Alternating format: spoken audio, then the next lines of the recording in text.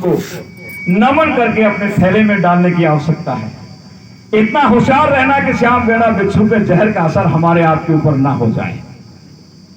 जब इस देश में परिवर्तन की लड़ाइयां कब कब हुई हैं? मर्यादा पुरुषोत्तम के टाइम पर जब युद्ध का परिवर्तन के लिए आगाज किया गया था तो आवश्यकता पड़ी तो वहां लक्ष्मण शक्ति लगी तो वैद्य रावण के परिवार में से बुलाया गया। जब रामेश्वरम पुल पर यज्ञ कर पूजा करने की आवश्यकता पड़ी तो रावण को ही पूजा करने के लिए आह्वान किया गया। और जब राम और रावण का युद्ध मैदान जंग हो गया, विभीषण के आने पर भीषण को स्थान दिया गया और स्थान देने के साथ राज तिलक करके और भेद को पा करके रावण को परास्त का मंजिल को तय करने का रास्ता तय किया गया।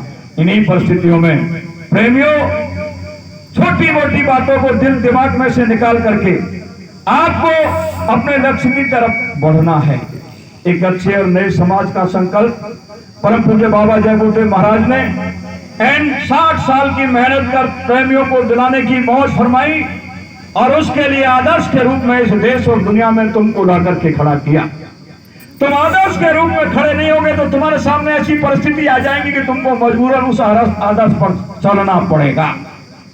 और संत मत के अंदर जब जब ये दौलत बांटी गई तो उससे पहले परीक्षा ली गई। गुरु महाराज ने आपको पहले पकाया, दौलत दी।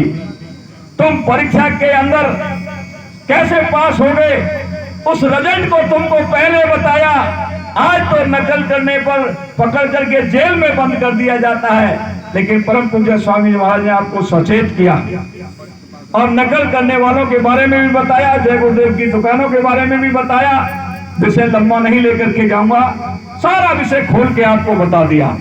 जब मर्यादा पुरुषोत्तम राम निकले थे तो वो पेड़ और पौधे से और कीड़े और मकोड़े, पशु और पक्षी से पूछ रहे थे कि आपने मेरी माँ से हमारी आपकी माँ और उन्होंने अपनी प्रियतम सीता को तुमने देखा है, ऐसा पूछे थे। उस समय लोग पागल उनको कहा करते थे, लेकिन उसी पागलपन ने उस जंगल के आदिवासियों को एकत्रित कर 11 वर्ष एक पर्वत पर साधना करके और इस युग के अंदर युग परिवर्तन कर राम राज की स्थापना करने का आयाम खड़ा करने का काम किया। आज भी हमको पागल बनने की जरूरत है।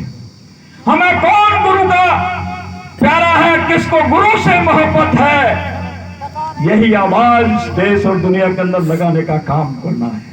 हमें पशु से भी बात करनी है, हमें पक्षी से भी बात करनी है, हमें पेड़ और पौधों से भी बात करनी है। और गुरु महाराज ने तो ये कहा, कब्रों से और मृतक स्थलों से भूत और प्रेत भी निकल करके आएंगे। और पेड़ पौधों की बात छोड़ दीजिए, वो तो वैज्ञानिकों ने सिद्ध कर दिया, पेड़ पौधे भी बात करते हैं। एक कंक्रीट से बनी हुई दीवारों में से जय गुरुदेव नाम निकल करके आएगा। आप जरा भरोसा तो करो, 2 कदम आगे चलने की हिम्मत तो करो। विषय को आगे न बढ़ा करके मैं यही विराम देना चाहता हूँ। महत्वपूर्ण विषय के ऊपर आपको लाना चाहता हूँ और सम्मानीय श्रद्धेय बाबूराम जी से विनम्र निवेदन करना चाहता हूँ कि गोष्ठी के विषय को संगत के सामने रख करके कार्यक्रम को गति देने का श्रम करें। जय गुरुदेव।